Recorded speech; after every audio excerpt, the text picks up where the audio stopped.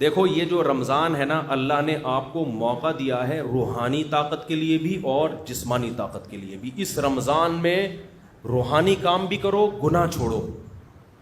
کیا کرنا ہے؟ تمام کبیرہ گناہوں کی لسٹ بنا لو. یہ کرتا ہوں. فحش فلمیں آج کل بہت نوجوانوں میں رائج ہو گئی ہیں، اس کو گناہ سمجھنا چھوڑ دیا ہے. یہ گناہ، ماں باپ کے ساتھ بد کلامی، بہنوں کی وراثت نہیں دے رہا، جھوٹ بولنا، سارے گناہوں کی. ہمارے استاذ کہا کرتے تھے گناہوں کو نا ڈائری میں لکھو، لسٹ بناؤ کہ میری زندگی کا عزم ہے کہ ان گناہوں کو میں نے اپنی زندگی سے نکالنا. اس کے لیے پلاننگ کرو. تو رمضان سے بہترین پلاننگ کا ٹائم آپ کے پاس کوئی بھی نہیں ہے. سمجھتے ہو؟ تمام گناہوں کو اپنی زندگی سے نکالنا ہے. عزم کرو اس رمضان میں 5 ٹائم تکبیر اولیٰ کے ساتھ ہم نے نماز پڑھنی ہے. یہ عزم کرو. عزم کرو رمضان میں 20 رکعت تراویح پڑھنی ہے. دیکھو اسلاف کے دور میں 20 رکعت تراویح تھی. 8 رکعت تراویح ہمیں کسی صحابی تابعی سے نہیں ملتا. اگر حضرت عمر نے جو 8 رکعت والی روایت صحیح ہوتی نا، حضرت عمر سے 8 رکعت بھی منقول ہے، وہ روایت صحیح نہیں ہے. اگر وہ روایت صحیح ہوتی تو پوری روئے زمین پر کہیں تو 8 رکعت ہو رہی ہوتی. اس وقت کہیں بھی نہیں ہوتی، کہیں بھی نہیں تھی. حرمین میں 1400 سال ایک رمضان بھی ایسا نہیں آیا جس میں 20 رکعت سے 1 رکعت بھی کم تراویح ہوئی ہو. ہاں اب جا کے وہ 10 کر دیے کووڈ کی وجہ سے. وہ اب اگر کر بھی دیے تو ہمیں اس سے کوئی فرق نہیں پڑتا. 1400 سال تک کیا ہو رہا تھا؟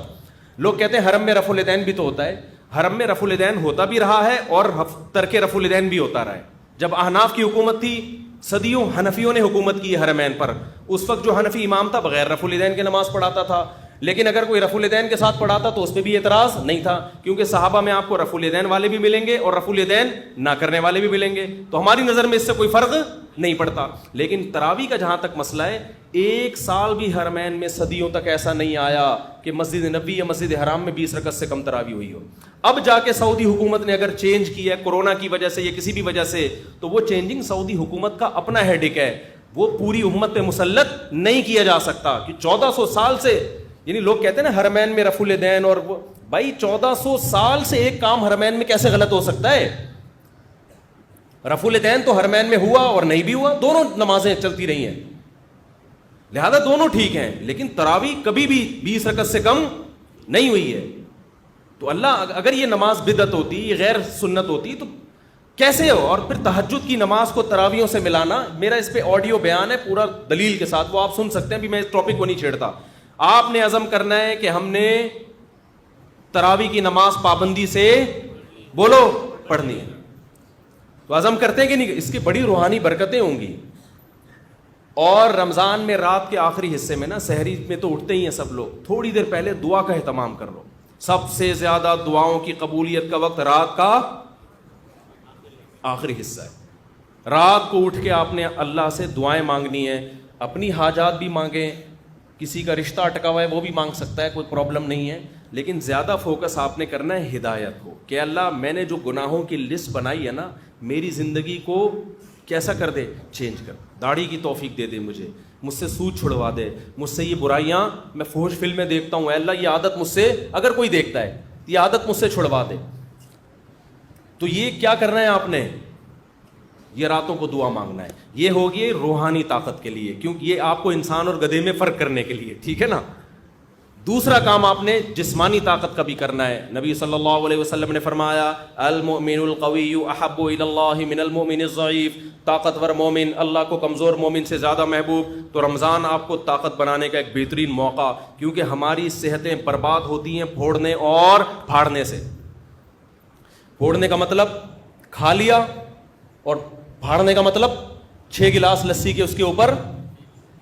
تو آپ نے کھانے پہ کنٹرول کرنا ہے رمضان میں. اللہ تعالیٰ آپ کو عادت ڈال دیتے ہیں کہ صبح سے لے کے شام تک آپ بھوکے رہتے ہیں. عام دنوں میں یہ پاسبل نہیں ہوتا، بھوکے رہنے کی عادت پڑ جاتی ہے. تو اس عادت کو مینٹین کریں، بھوکے رہنے سے کوئی نقصان نہیں. اچھا یہ ذہن میں رکھو، بہت سے لوگ کہتے ہیں رمضان میں ہمیں کمزوری ہو رہی ہے. کمزوری نہیں ہوتی، چونکہ ہمیں میٹھا کھانے کی عادت پڑ چکی ہوتی ہے. گلوکوز لیول سے، گلوکوز ہر وقت باڈی میں بھرا رہتا ہے، تو میٹھا بھی ایک نشے کی طرح ہے. جب وہ نہیں ملتا تو انسان کو پریشانی ہوتی ہے، اس پریشانی کو وہ ویکنیس سمجھتا ہے. جن کو میٹھے پھوڑنے کی عادت ہے نا، روزانہ 6 لڈو کھاتے ہیں، ان کو جس دن 5 لڈو ملے نا، ان کو کمزوری محسوس ہوگی. مجھے لڈو کھانے کی عادت نہیں ہے، مجھے لڈو نہ ملے مجھے کوئی کمزوری نہیں ہوتی. تو میٹھے کی عادت پڑتی ہے. تو جب وہ میٹھا نہیں ملتا تو کمزوری محسوس ہوتی ہے. وہ کمزوری نہیں ہوتی, وہ کمزوری کے نام پہ دھوکا ہوتا ہے. اس کا حل یہ کہ چھوڑ دو تو یہ ٹھیک ہو جاؤ گے. نہیں یاری بات میرا خیال ہے. تو آپ نے کیا کرنا ہے بھائی, صبح سحری میں پھوڑو نہیں, تمیز سے کوئی تمیز کی چیزیں کھا لو, اور افطاری میں بھی تمیز سے تمیز کی چیزیں کھا لو. وہ میں تمیز کی چیزیں بتا نہیں رہا آپ کو کیا ہے, وہ ڈاکٹروں سے پوچھ لو, حکیموں سے پوچھ لو, وہ میں نہیں بتاؤں گا کیونکہ میرا شعبہ نہیں ہے. ہو سکتا ہے پکوڑے والوں کا بزنس بند ہو جائے, سموسے والوں کا بیچاروں کا, کہہ رہے رمضان میں تو ایک ہمارا بزنس چل رہا تھا, ہمارے کیوں بزنس پہ لات مار رہے ہو. تو آپ 2-3 چیزوں پہ تھوڑا کنٹرول کر لیں, ایک آئل اور ایک چینی. سمجھتے ہو, کوکنگ آئل کو چھوڑ دو, نکال دو اپنے سے. یہ کوکنگ آئل جو بازار کی چیزیں جو بھی آ رہی ہیں نا, یہ خوب سمجھ لو یہ بزنس ہے, اس کا آپ کی صحت سے کوئی تعلق نہیں. کل میں نے دیسی گھی اپنے گھر میں خود نکالا, میں نکالتا رہتا ہوں, حالانکہ مجھے گفٹ میں بھی لوگ دے جاتے ہیں دیسی گھی, پھر بھی میں گھر میں اپنے ہاتھوں سے نکالتا ہوں. میری گائے ہے, میری بکری ہے, اسی کا بکری کا گھی بھی نکالا اور گائے کا گھی بھی نکالا. کل میں نے اس کا ولاگ بنا کے سوچ رہا ہوں چینل پہ ڈال دوں, بنا لیا, سوچ رہا ہوں چینل پہ ڈال دوں. اور اس میں بتا رہا ہوں کہ میں گھی نکالنے کے طریقے نہیں بتا رہا, یہ نیٹ پہ آپ کو بہت اچھے مل جائیں گے.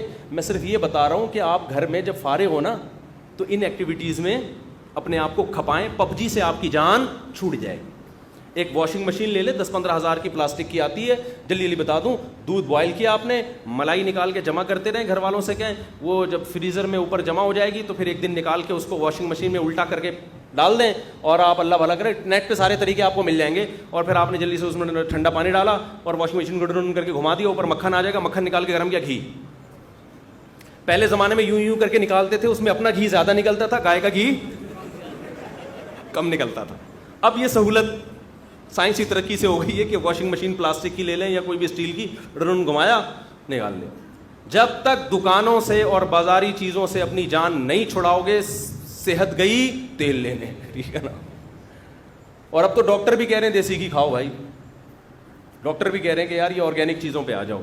تو یہ کام کریں گے, ذہن بھی خوش رہتا ہے انسان کا اس سے, اور فضول ایکٹیویٹیز سے بھی بچا رہتا ہے آدمی.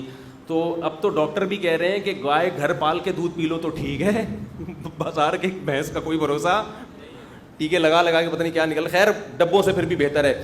تو آپ رمضان میں نا میٹھا کم کر کے اپنی صحت کو بہت اچھا بولو کر سکتے. بازاری چیزیں کیا کر دو, چھوڑ دو. شربت پینا ہے تو شہد اور لیمن ڈال کے پی لیا کرو. میں بھی چینی پی لیتا ہوں, اتنا نیک میں بھی نہیں ہوں جتنا ممبر پہ لگ رہا ہوں آپ کو, لیکن کوشش تو کر سکتا ہے نا انسان, باتیں تو اچھی کرے نا آدمی. تو اس رمضان میں نا تھوڑا سا خوراک پہ کیا کر لو, کنٹرول کر لو, اچھی چیزیں کھا لو. اور جو غریب آدمی جو بیچارہ نہیں کھا سکتا, تو غریبوں کی صحت ویسے ہی ٹھیک رہتی ہے. یہ سارے مسئلے مالداروں کے ساتھ ہیں جن کے پاس پیزا اور برگر کھانے کے بہت زیادہ پیسے ہوتے ہیں. غریب آدمی کو تو جو ملا کھا لیا, اور اس کی باڈی کو ٹھا کر کے لگتا بھی ہے کہ ملتا کم ہے نا بیچارے کو. وہ اگر 2 لڈو کھا بھی لے گا نا تو سارا دن میں 2 لڈو کچھ نہیں کریں گے, وہ طاقت ہی دیں گے اس کو. تو جس کے پاس پیسے ہیں وہ بھائی آرگینک چیزوں پہ آ جائے, اور کھجور کو فوکس کرے افطاری میں, اور تلی ہوئی چیزوں کو تھوڑا مارکیٹ سے شارٹ کر دے. کچھ نہیں مرے گا انشاءاللہ. آپ سمجھیں گے میں مر جاؤں گا, ایسا نہیں ہوگا. وقتی کمزوری ویکنیس ہوگی آپ کو, لیکن 1 مہینے بعد جب آپ دیکھیں گے نا یار یہ تو کیا ہو گیا, ہٹو بچوں, آپ کی آنکھوں میں نگاہیں تیز ہو جائیں گی, سماعت بڑھ جائے گی, ایسی باڈی ایکٹیو ہو جائے گی, آپ کو لگے گا میں مفتی صاحب جو 4 شادیوں کی بات کرتے ہیں غلط نہیں کرتے, بہترین بات کی تھی مفتی صاحب. ابھی تو آپ کو لگے گا یار یہ کیسی باتیں کرتے ہیں مفتی صاحب 4 شادیوں کی. تو آپ ذرا 1 مہینہ روزہ رکھ کے دیکھیں نا, تمیز سے, پھوڑنا پھاڑنا کم کر دیں, کھجلے پھینیاں نہ کھائیں سحری میں, تمیز کی چیزیں کھا لیں. وہ ڈاکٹر حکیموں سے پوچھیں کیا کھانا ہے, تو تمیز کی چیزیں کھا کے اپنی صحت کو کنٹرول کریں. تھوڑی سی توندیں تھوڑی سی پچکیں گی, تھوڑا کولیسٹرول لیول کم ہوگا, یا کولیسٹرول کم نہ بھی ہو فیٹ تھوڑا کم ہوگا, تھوڑے نتریں گے, تھوڑے باریک ہوں گے, تھوڑا وزن کم ہوگا, پھرتیلی آئے گی باڈی میں, ہٹو بچوں ہو جائے گا. آئی بات سمجھ, کیا ہو جائے گا, ہٹو بچوں, ایسے فٹ فاٹ